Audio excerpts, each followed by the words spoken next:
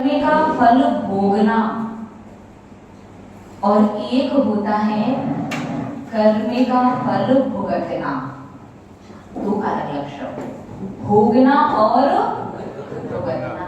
अशुभ कर्म, पाप कर्म उदय में आता है और उदय में आकर के यदि आप कर्म के फल को भोग रहे हो, भोगने में किंचित खुशी हो सकती है। क्या हो सकती है? खुशी। कैसे?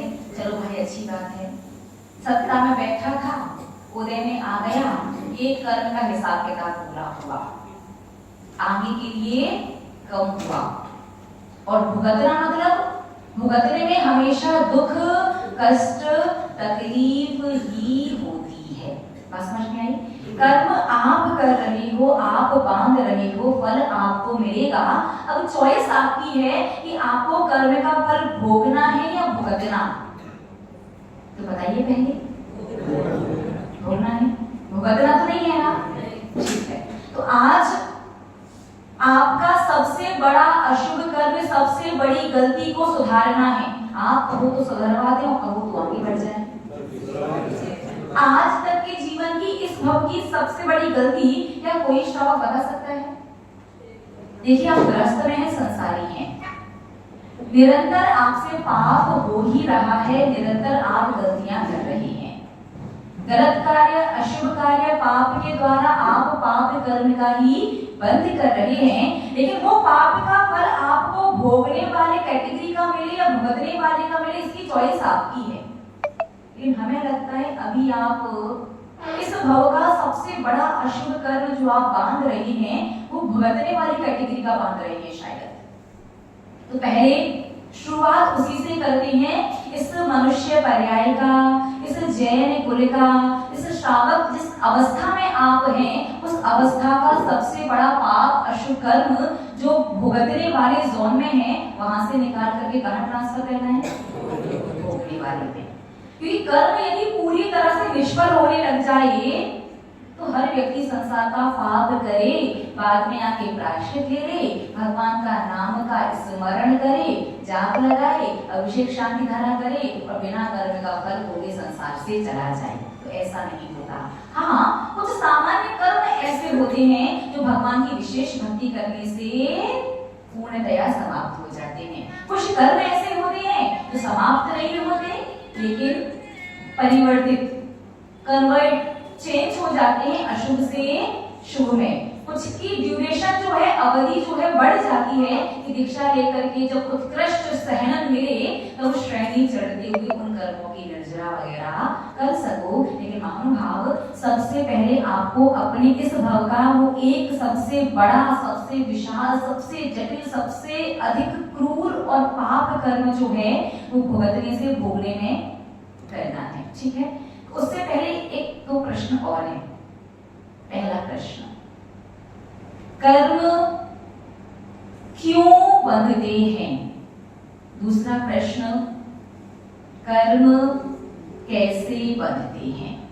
दो प्रश्न, क्यों बंधते हैं और कैसे बनते हैं। एक बात बताइए, आप लोग विश्वास करते हो ना कि आज व्यक्ति सुखी है, दुखी है, अच्छा है, बुरा है, वो कोई भगवान बैठ करके किसी के साथ अच्छा या बुरा नहीं कर रहे, वो कौन कर रहा है? हमारे स्वयं के कर्म। यदि भगवान बैठ करके किसी का अच्छा, किसी का बुरा कर रहे हैं, फिर तो भगवान भी हमारी तरह, आप लोगों की तरह पक्षपाती या रागी द्वेषी हो जाएंगे। और जो हमारे जैसा हो जाए कि पूजन करवाने पर प्रसन्न होकर के वरदान देने लग जाए और उसकी पूजन ना करें, एक दूसरे पूछे ना तो गुस्सा होकर के हमारा बुरा करने लग जाए, ऐसा हमारा भगवान नहीं हो सकता। भगवान वो जो हमारे जैसा ना हो। जैसे संसारी प्राणी के अंदर राग है, द्वेष है, कषाय है, भूख है, प्यास है, सुंदर दिखने के लिए अच्छे अच्छे वस्त्र और आभूषण, भोगने के लिए पत्नी और बच्चे, महल और मकान, ये सारी चीजों की आवश्यकता होती है। सर्दी गर्मी का एहसास भी होता है। लेकिन जो जीव इन सारी चीजों से, इन दोषों से मुक्त हो, हमेशा हमेशा के लिए दूर हो गया हो, जो हमारे जैसा ना हो, वो हमारा भगवान है। दैट मीन्स भगवान किसी का अच्छा या बुरा नहीं करते। लेकिन उनकी भक्ति करने से हर व्यक्ति का अच्छा अच्छा जरूर होता है। आप विश्वास करते हैं ना कि इतने सारे आप लोग हैं, सबके पास 2 आंखें हैं, 1 नाक है, 2 कान है, 2 हाथ हैं, 2 पैर हैं, सारी चीजें एक सी होने के बाद भी सबकी शक्ल और सबकी अकल एक जैसी नहीं है। मानते हैं ना? आंखें भी सबकी एक सी है क्या? बाल, दांत, परिवार, अनुकूलताएं, सुविधाएं, व्यवस्थाएं सब अलग अलग हैं। तो ये अलग अलग किसकी वजह से है? कर्मों की वजह से। तो सबसे महत्वपूर्ण प्रश्न, यूं तो कर्म सिद्धांत इतना गूढ़ है, इतना रहस्यमयी है, जितना आप समझते जाएंगे, जितना करना नियम में उतरते जाएंगे, गहराई में उतना ज्यादा और उसका विस्तार होता जाएगा। लेकिन आप अभी श्रावक हैं और अभी आप प्रारंभिक अवस्था में हैं। मतलब आप 2-3 कैटेगरी श्रावक की सिद्धांत समझने के लिए आप बताना आपके हिसाब से आप कौन से वाले श्रावक हैं। पहले वाले वो श्रावक जो अभी पेट के बल खिसकना सीखे हैं, घुटने के बल अभी धीरे धीरे चलना सीख रहे हैं। दूसरी कैटेगरी वो जो घुटने के बल चलते चलते धीरे धीरे खड़े होकर के पकड़ के लड़खड़ा के एक आध कदम तो चल रही हैं, फिर गिर जाते हैं, फिर उठते हैं, फिर एक आध कदम चलते हैं। तीसरी श्रेणी वो जिसमें आप पैरों पर खड़े होकर के चलना और दौड़ना सीख चुके हो। तो कर्म सिद्धांत आपको तीनों में से किस श्रेणी का समझना है? पेट के बल अभी खिसकना और घुटने के बल अभी चलना सीखा है, किसी श्रेणी का समझना है? श्रावक बैठे उसी तरह ठीक है। तो हम आपको कर्म कैसे बनते हैं और क्यों बनते हैं, ये 2 बहुत महत्वपूर्ण विषय हैं। आपको ज्यादा कुछ नहीं करना, जैसा जीवन चल रहा है वैसा ही जीते रहिए। बस एक चीज भगवान से कहनी है सो कह दीजिए, उसके बाद आपके अशुभ कर्म, पाप कर्म जो भुगतने वाले जोन में है वहां से आप भोगने वाले में आ जाओगे। तो आपने चूज किया है फर्स्ट वाली कैटेगरी, जहां भी आप पेट के बल समझते हैं ना, छोटे बच्चे को धीरे धीरे सरकते, पेट के बल, पीठ के बल सरकते हैं, घुटने के बल धीरे धीरे चलना शुरू करते, सीखने का प्रयास करते हैं। उसी श्रेणी का हम आपको कर्म सिद्धांत बताएंगे और सिखाएंगे। सर्वप्रथम इस भव की सबसे बड़ी गलती और सबसे पहली बात जो आपको सुधारनी है और बदलनी है, लगभग यहाँ पर जितने श्रावक उपस्थित हैं सभी का विवाह हो चुका है। विवाह के समय आप लोगों ने 7 फेरे लिए होंगे, ऐसा तो हाँ करो, ये है ना सबने? ठीक है। वो 7 फेरे क्यों लिए जाते हैं, किस भावना से लिए जाते हैं, भगवान से क्या कह करके लिए, बताइए।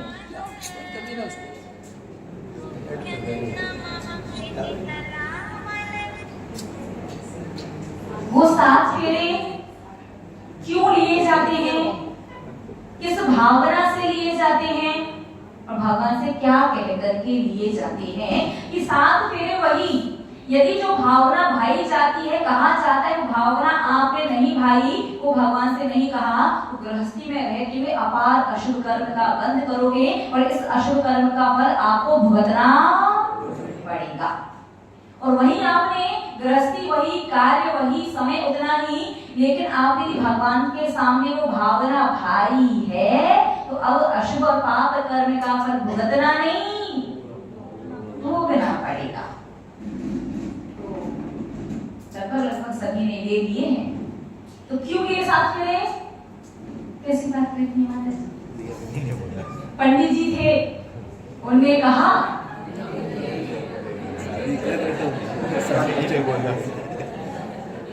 सच में ऐसा किया है क्या?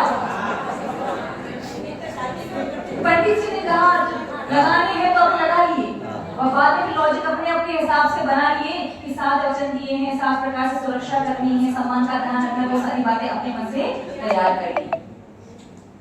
सच में आपने 7 फेरे लेते समय लेने जा रहे थे, उस समय भगवान के सामने भावना भाग करके भगवान से कुछ नहीं कहने गए, क्या कहते गए?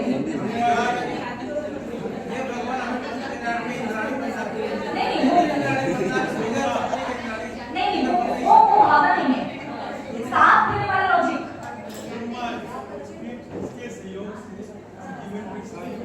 देखो तो भावना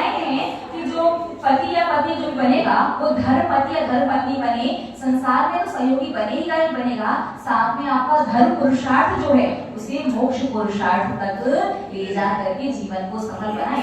वो तो शादी वाला है, शादी करने का लॉजिक कि भैया ब्रह्मचर्य व्रत का पालन नहीं कर सकते, साधु बनने की योग्यता पात्रता लग नहीं रही है, जीवन यापन त्यागी बन करके कर नहीं सकते हैं, तो कम से कम गलत और व्यभिचार करने से बेहतर है कि विवाह कर लिया जाए। वो तो अलग बात है, बट सांस के लिए का लॉजिक मतलब आप तो डेंजर जोन में हो, भुगतरी वाले में है ना, डेंजर रेड जोन से येलो में तो कम से कम आ जाओ। तो चलिएगा आज ध्यान से समझिएगा 7 फेरों का लॉजिक। और आज आपको ये, क्योंकि अब उस समय जो कर लिया सो कर लिया, तो चलेगा ले आए और गृहस्थी आज तक चल रही है, लेकिन आज भगवान से कह करके ही जाना, बोल करके ही जाना, बिना बोले बिना कहे चले मत जाना। चले गए तो कब वो डेंजर जोन एक्टिवेट हो जाए और कर्म का फल भुगतना पड़े। तो भुगतरी से किसमें करना है? कर्म। तो 7 फेरों का लॉजिक, जैन धर्म, जैन दर्शन, जैन आगम, जैन शास्त्र के अनुसार विवाह के समय जो 7 फेरे लिए जाते हैं वो कोई एक सामान्य सी रूढ़ी या परंपरा नहीं है, उसके पीछे बहुत बड़ा वैज्ञानिक कारण है जैन धर्म का। 7 फेरे विवाह के समय सप्त परम स्थान की प्राप्ति के लिए जाते हैं। किसके लिए? सप्त परम स्थान। परम स्थान कितने होते हैं? 7। जब विवाह के लिए कोई जाता है, कोई लड़का या कोई लड़की, तो विवाह मंडप में पहुंचने से पहले भगवान के दर्शन करने मंदिर आते हैं, ये तो याद होगा। जब दर्शन करने आते हैं तब हाथ में द्रव्य और श्रीफल लेकर के भगवान के सामने भावना खाते हैं कि भगवान, मैं अपने आप को साधु बनने के योग्य अभी नहीं समझता, मुझे नहीं लगता कि मेरे अंदर इतनी दृढ़ता, शक्ति या सामर्थ्य है कि मैं जिन दीक्षा लेकर के अपना कल्याण कर सकूं या जीवन पर्यंत का ब्रह्मचर्य व्रत का पालन कर सकूं। इसलिए मैं आपके ही संकेत अनुसार गृहस्थ जीवन में प्रवेश करने जा रहा हूं। मैं भले ही आज विवाह करने जा रहा हूं, गृहस्थी का प्रारंभ करने जा रहा हूं, लेकिन ये विवाह भी मैं ये 7 फेरे में सप्त परम स्थान की प्राप्ति के लिए लूंगा। क्या कहते हैं? 7 परम स्थान की प्राप्ति हो, इसलिए मैं 7 फेरे लेने जा रहा हूँ। 7 फेरे कौन कौन से? सप्त परम स्थान कौन कौन से? सदगृहस्थ, सज्जाति पहला, सज्जाति, सदगृहस्थ, पारिव्राजिकत्व, सुरेंद्र, चक्रवर्ती, अरिहंत और सिद्ध। अर्थात फेरे लेने से पूर्व यदि भगवान के सामने सप्त परम स्थान की भावना भाकर के आप गए हो गृहस्थी में प्रवेश करने, तो आप 3 भव में मोक्ष जा सकते हो।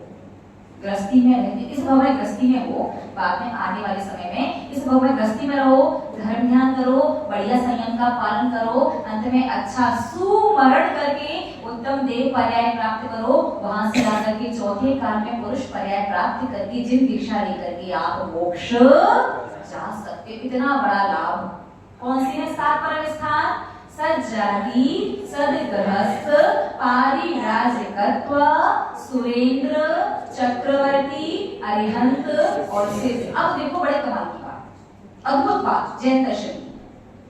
लेने तो 7 फेरे जा रहे हो, गृहस्थी में आपको पता है कितना आरंभ सारंभ कितना पाप होता है, सब लोग अच्छे से परिचित हैं।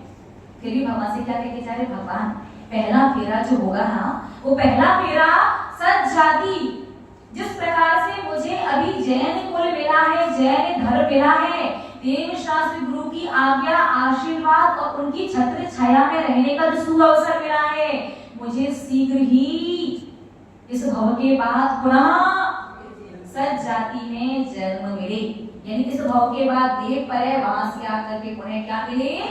जैन कुल मिले। पहले फेरा।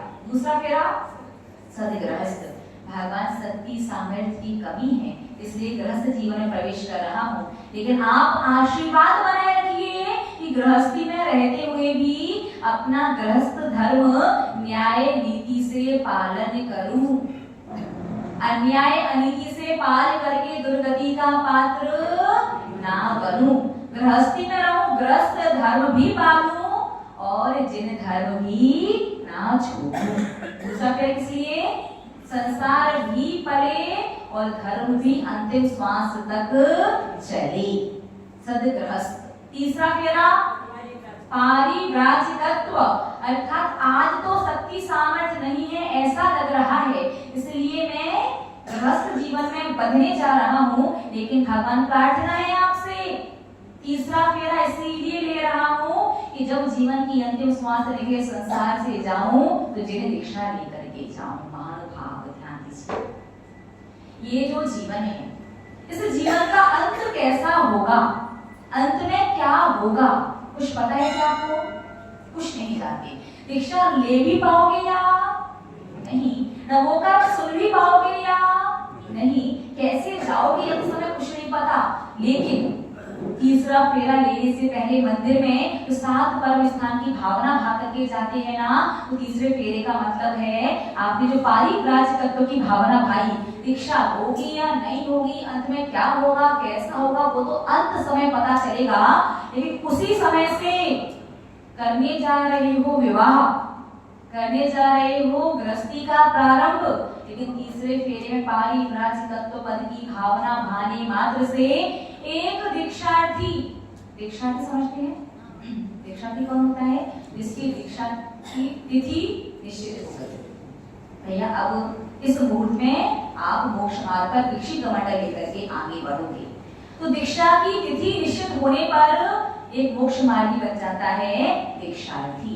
एक दीक्षार्थी के जीवन में दीक्षा की तिथि निश्चित होने के बाद जो पुण्य आता है, समझ में आ रहा है, वही पुण्य तीसरे फेरे में पारिव्राजिकत्व पद की भावना भाने से एक दीक्षार्थी के सत्ता में आने वाला पुण्य आपके पास आने लग जाता है, और यही वो पुण्य है जो आपको भुगतने वाले जोन से निकाल करके, बोलिए ना, भोगने वाले जोन में लेकर के आता है।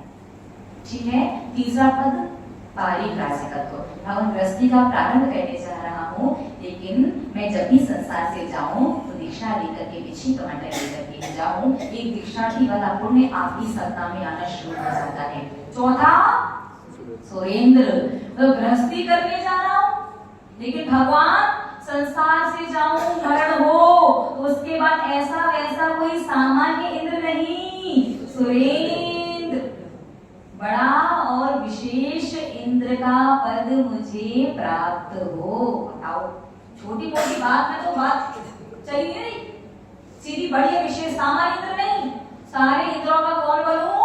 राजा बनूं, सुरेंद्र पद मिले, और वहां से आऊं तो एक वक्त ये हो गया, दूसरा सुरेंद्र का हो गया, तीसरा वहां से आऊं, पांचवा फेरा चक्रवर्ती। यूं ही कोई सामान्य मनुष्य या सामान्य सेठ या सामान्य राजा, विशेष राजा भी नहीं, कैसा राजा? चक्रवर्ती, मध्य लोक का सबसे पैसे वाला व्यक्ति, मनुष्य लोक का सबसे पैसा वाला व्यक्ति कौन होता है?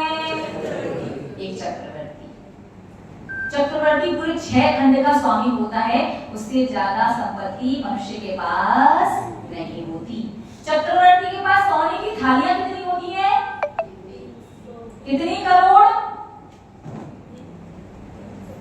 1 करोड़, कहीं कहीं 3 करोड़ का प्रमाण मिलता है। एक चक्रवर्ती के रसोइया कितने होते हैं? 360। चक्रवर्ती के पर्सनल डॉक्टर, पर्सनल वैद्य एक व्यक्ति के कितने? 360। 3 करोड़ कुटुंबी। हाथी कितने? क्या बात है, 84 लाख हाथी। ये पर्सनल चक्रवर्ती के लिए होते, उसकी सेना के लिए, प्रजा के लिए वो सब अलग है। उसके घोड़े कितने? 18 करोड़ घोड़े। रानियां कितनी भैया लोगों?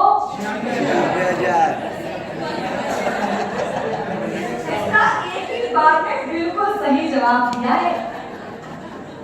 पूरी 96,000 रानियां। भगवान अभी गृहस्थी संसार करने जा रहा हूं, लेकिन 5वां फेरा चक्रवर्ती पर। इसमें कोई निदान नहीं है, निदान ना समझना, कि निदान बंद हो रहा है। नहीं, 7 फेरों पर सप्त परम स्थान की भावना ही भाई जाती है, ऐसा जनागम में लिखा है। तो 5वां, आपने यदि चक्रवर्ती सप्त परम स्थान की भावना भाई है तो चक्रवर्ती पद के लिए 5वां फेरा होता है। तो चक्रवर्ती बन करके भोग लिए, संसार कर लिया, अब क्या करना है? चलो भाई, जहाँ पर ये दुखों का हमेशा हमेशा के लिए अंत हो जाए। 6वां फेरा अरिहंत पद और 7वां फेरा सिद्ध पद, उसके बाद ये संसार का झंझट हमेशा हमेशा के लिए खत्म हो जाता है। तो कितने हाथ खड़े करो, कितने लोगों ने सप्त परम स्थान की भावना भाई है?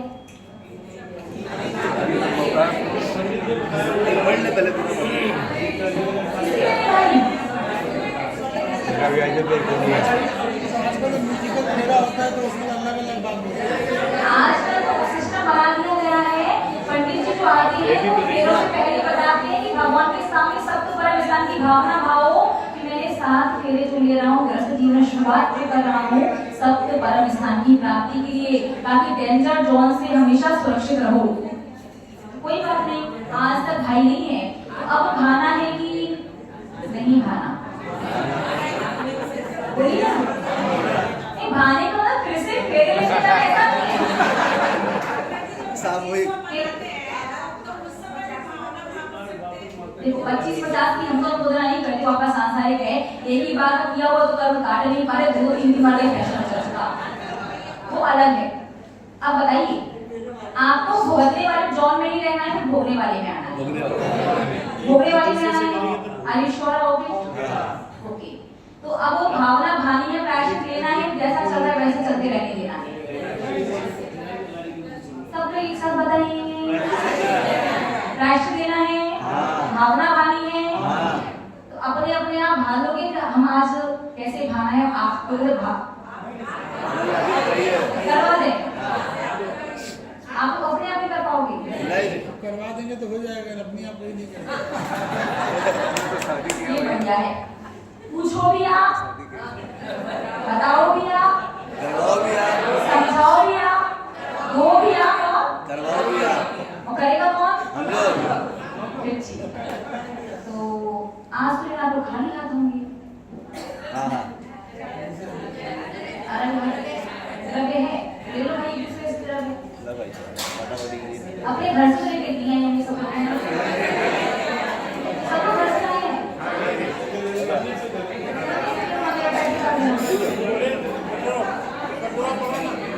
मंदिर में लोग पहले अगर पैसे आपके पास हैं तो पहले मंदिर में पैसा डालो, फिर मंदिर की तरफ लो, ताकि अधिकार आपका हो जाए। और पैसे अभी नहीं है तो बाद में डाल दे, डालना ध्यान से। जब भैया अरे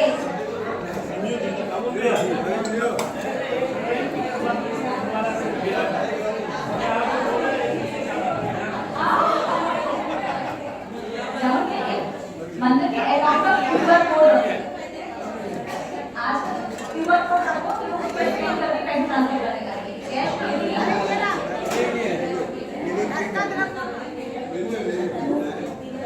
घर का लेने बोल रहे हैं, या फिर ऐसा कर संगीता का वेट कर रहे हैं, सबको पैसा डाल देंगे, आज करवा दें। पैसा डाल देंगे। आप जब भी लिए पैसे माइंड जो बोले वो रिपीट करना है। हे इंद्रदेव, हे भगवान, हे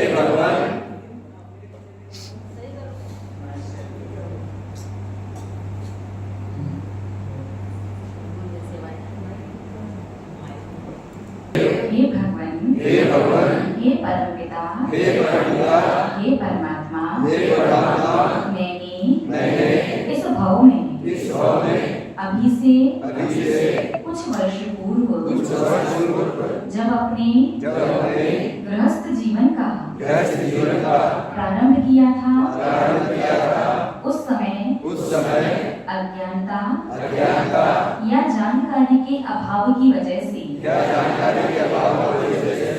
7 फेरे लेते समय मैंने सप्त परम स्थान की भावना नहीं भाई थी, जिसकी वजह से गृहस्थ जीवन में मैंने बहुत और पाप कर्म का उपार्जन किया। लेकिन आज आपकी दिव्य ध्वनि के माध्यम से उस वाणी को गणधरों ने झेला, आचार्यों ने लिपिबद्ध किया। हम सभी लोगों ने गणनी यानिका श्री सौम्य नंदिनी माता जी की परम कृपा से उस वाणी का श्रवण किया और आज मुझे बोध हुआ कि ग्रस्त जीवन का प्रारंभ करने से पूर्व सप्त परम स्थान की भावना भाना आवश्यक होता है। इसलिए आज मैं आपके समक्ष उस भावना को भाने के लिए आया हूँ। सर्वप्रथम तो मुझे क्षमा करें। इतने वर्षों की भूल को क्षमा करें। और आज मैं आपके समक्ष जो भावना भा रहा हूँ, ये भावना उसी दिन की समझी जाए जिस दिन मैं विवाह मंडप पर 7 फेरे लेने के लिए गया था। अपनी अपनी डेट याद करो और टाइम यदि आसपास का याद हो, सुबह दोपहर शाम या रात्रि को याद कर लो। अगर प्रॉपर ये याद ना हो कि कितने बजे फेरे दिए थे, तो ऐसा याद कर लो कि सुबह था या दोपहर थी, शाम थी या रात्रि। अपने अपने मन में डेट और समय। इस समय मैंने 7 फेरे लिए थे। वो 7 फेरे मैंने सप्त परम स्थान की भावना से लिए। मुझे इन 7 फेरों के माध्यम से सज्जाति, सदगृहस्थ, पारिव्राजकत्व, सुरेंद्र, चक्रवर्ती, अरिहंत, सिद्ध, इन सप्त परम स्थान की प्राप्ति होवे।